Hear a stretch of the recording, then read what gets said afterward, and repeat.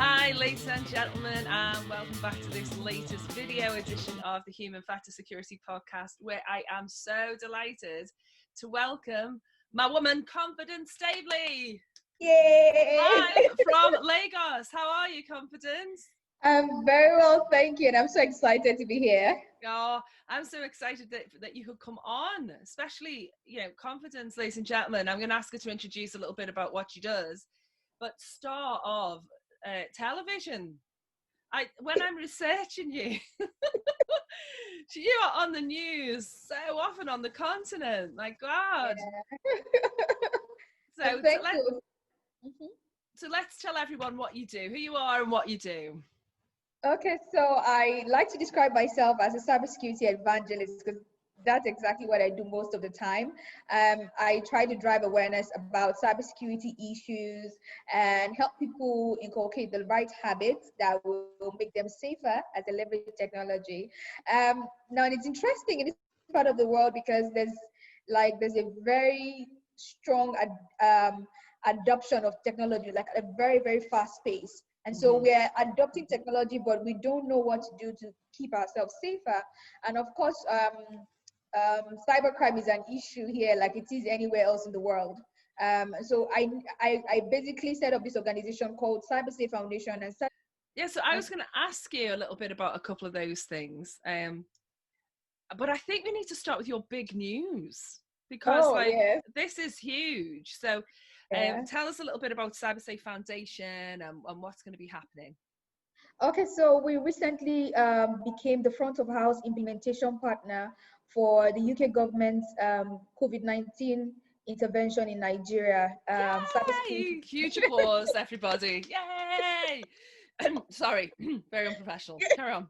Yeah, so just like anywhere in the world, COVID-19 has created a perfect backdrop for cybercrime and increased cyber criminal activity in Nigeria. And so this project, in collaboration with the UK government in Nigeria, is affording me the opportunity to drive awareness about cybersecurity and how people can protect themselves, and also be able to upskill 1,500 IT personnel of small and medium-skilled enterprises. It's huge. Now, it's huge on many fronts because SMEs do not have the people, they don't have the processes or the technology to protect themselves from prevalent crimes like big organizations do. And so I'm very excited because we're going to be impacting 1,500 of them. Nigeria also never had this jump in the number of cybersecurity professional entry levels. So literally at the end of the day, we're going to be pumping in 1,500 people that have cyber skills. For the first huge number is going to happen, and it's at no cost to the SMEs, but thanks to the UK government. So I'm very excited. Oh, you congratulations on that. You deserve that. You've been driving this for as long as I've been watching, I don't know enough about it, but you've said in the past, Africa's seen as low-hanging fruit for cyber criminals. This is huge. You're getting to train people in. Do you want to talk a little bit more about what you mean by that? What sort of things are coming into the continent that you're seeing? Okay, so like I said earlier, there's so much adoption of technology. It's fast rising. People, we also have this generation that didn't know anything about technology, and suddenly they have to have mobile phones. Some of them have to have mobile phones and computers. And then we're also having a lot of a part of our lives digitized. We're embracing a lot of IoT devices. So there's so much internet penetration and, of course, technology penetration. And what we're seeing is we're not having the required kind of attention to cyber issues like we should. So we are seeing a spree of different types of attacks in Nigeria. And so what this campaign and what this project is going to do for us is it's going to make people appreciate cyber issues and take them more seriously. And we're doing this with a unique strategy. We're using edutainment. So it's going to be educational but entertaining, because the average in Nigeria is like proper jolly, no problems in the world whatsoever. I know. Proper jolly, you just learn a thing or two about cyber safety. I've met loads of people from Nigeria, and it's always like chilling, we're just hanging, everything's cool, and the accent's so nice, and I just know, and I know. So, but your energy is so contagious. I mean, did you always want to do this? When did you decide to get into security? Confident? Okay, so I studied in the UK in 2012, and I came in for an IT management MSc, and I was so used to most of the modules that I took in the MSc that were so close to my BSc. My BSc was also University of Middlesex, so I felt like it was getting a bit boring, and I can't deal with that. You can feel my energy. Like I need to be challenged and try to solve problems, and I was feeling like it was getting all normal and cool. So I looked for a challenging module to take, and that module was cryptography. That was how I got interested in cybersecurity. So I started off with cryptography, and then my interest peaked.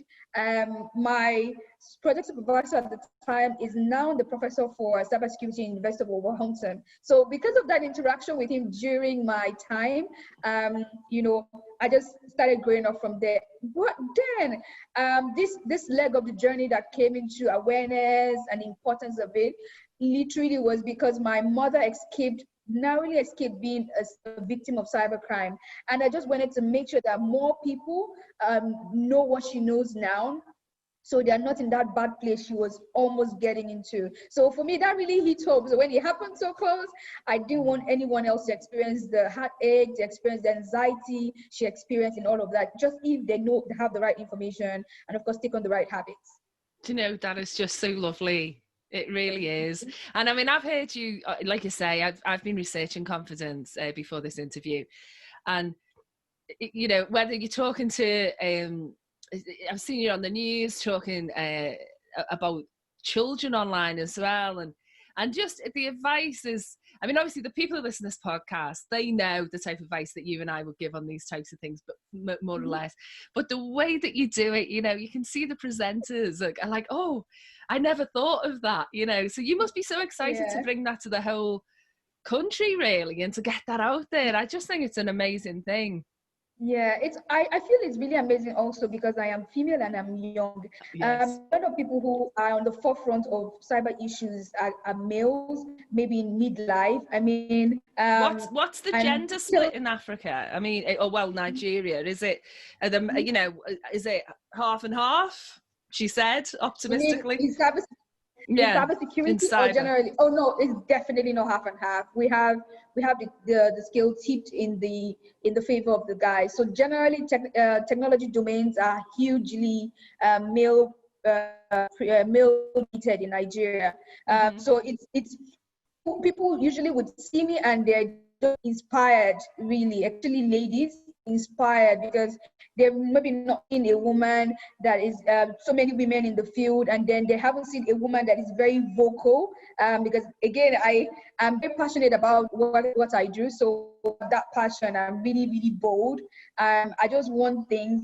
I speedily these things, and somehow they get to happen, and they get to happen really fast. So I also come in with so much of energy with everything I'm doing, and then I thankfully put in the work, and then it comes through. So it's usually people get to say, oh, it's so inspiring to see what you're doing. I'm so inspired to continue. I'm so inspired to want into the field, stuff. So I get a lot of that.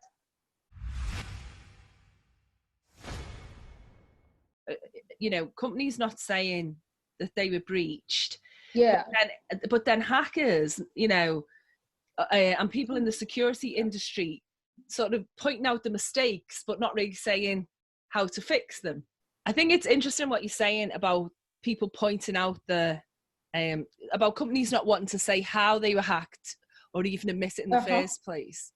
But I think the security industry as is partly to blame because, we tend to point out what's gone wrong and not give solutions, don't we? I mean, you gave a great example about football players and the crowd. Do you want to talk about that a little bit? Yeah, so it's easier to just talk about cyber breaches like on the outside.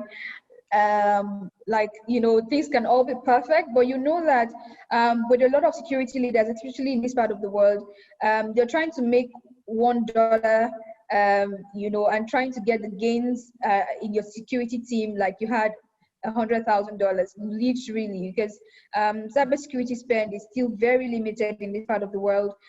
Security leaders are literally trying their best to secure infrastructure and get their management and decision makers to understand the importance of securing the assets, especially for organizations that are outside of the financial sector.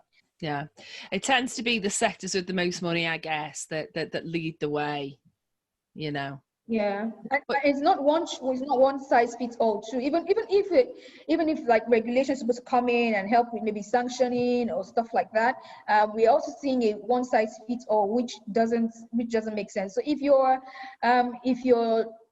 trying to make people begin to see security from a necessity point of view and not a luxury point of view, then we shouldn't have fines that will literally come to businesses and cripple them. That's what we're seeing that might happen if the regulations we have in place are actually put into practice and are actually meant. So we have to not throw the baby with the bathwater, literally. No.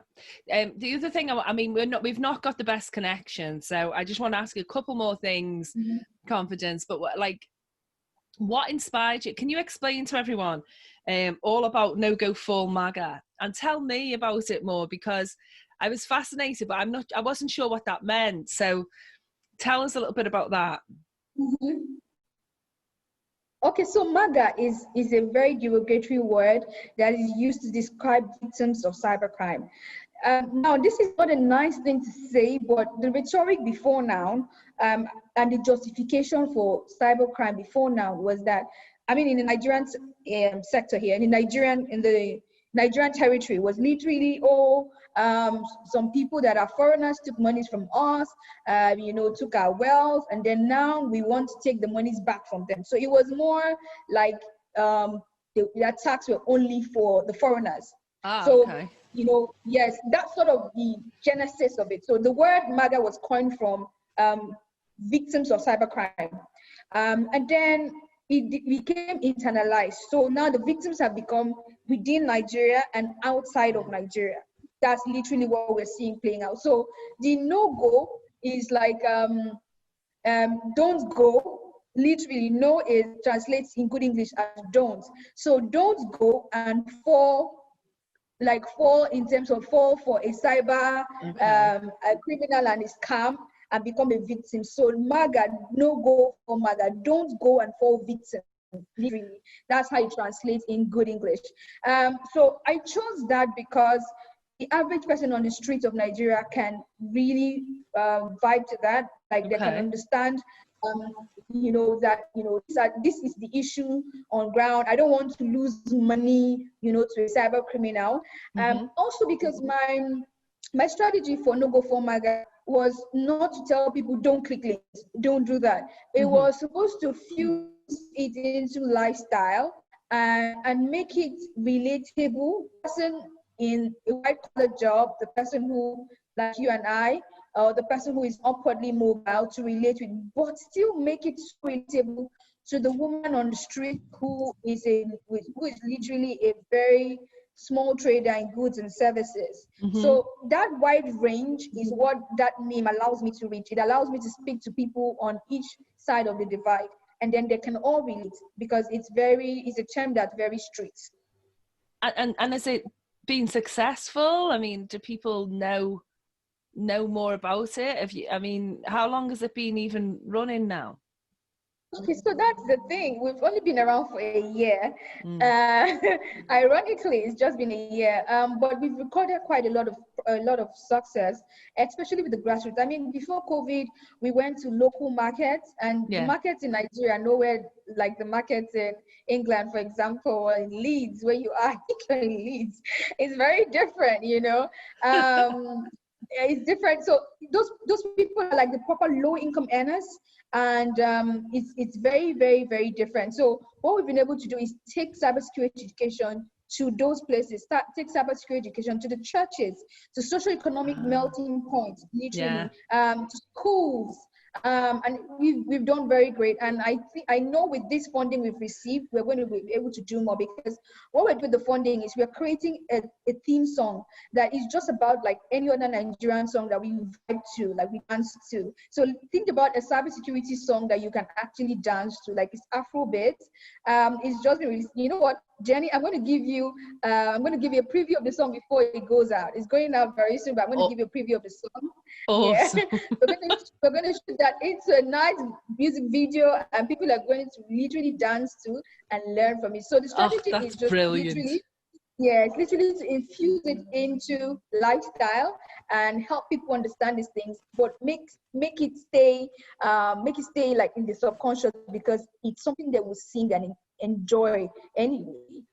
Yeah, so I was going to say, obviously this is a UK Nigerian connection here, and we're going to post, we'll be coming up on the video and we'll put it in the show notes, all the links to your projects. So I just wondered, you know, is the things that we can do to share that, or is there anything that you want us to go follow so we can see your work and share it and so on? Yeah. Okay, so I'll definitely be sharing the video link that will be available to you very soon. I'll be sharing the audio link, and you can share it on your platform as well. And then I am very into connecting on LinkedIn. My name is Confidence Staveley. I'm also always sharing on Instagram, Jenny. You know, I know. Every picture that. Because you're so glamorous, though. These pictures are amazing. Every picture is an opportunity to tell you to turn on two-factor, to have a password manager, to not click links that are harmful. I'm going to show the latest comes at every picture. I'm going to show on here. We'll put some of the pictures on this recording if you're watching this as the video, and I'm going to share all the pictures, and I'm going to point to the one that's my favorite, because my favorite, you're always so glamorous, you always look so beautiful, but you know that my favorite picture of you is you behind that computer in your little hoodie. Without the makeup and everything, you're still beautiful, and it was still amazing. So we will show all of that and put links to everything. But Confidence, just want to say they're coming from the UK, and we're going to be sending, you know, many congratulations. Thank you so much. You know, and much encouragement as we can possibly give for someone who's really pushing the boundaries there for women and for your country, and to keep everything safe. You're doing a great job. Thank you so much for coming on the show. Oh. Thank you so much, Jenny, and you're doing amazing work. I just hope more people can actually hook up and actually learn, because these things are just for knowledge and for protection, you know, because we don't know when you get exposed. We don't know when you'll be targeted. It just really helps to know how you can protect yourself. So you're doing amazing with the human factor security. Oh, thanks, Confidence. Well, you take care. Thank you for being our guest, and we'll see you again soon, I'm sure.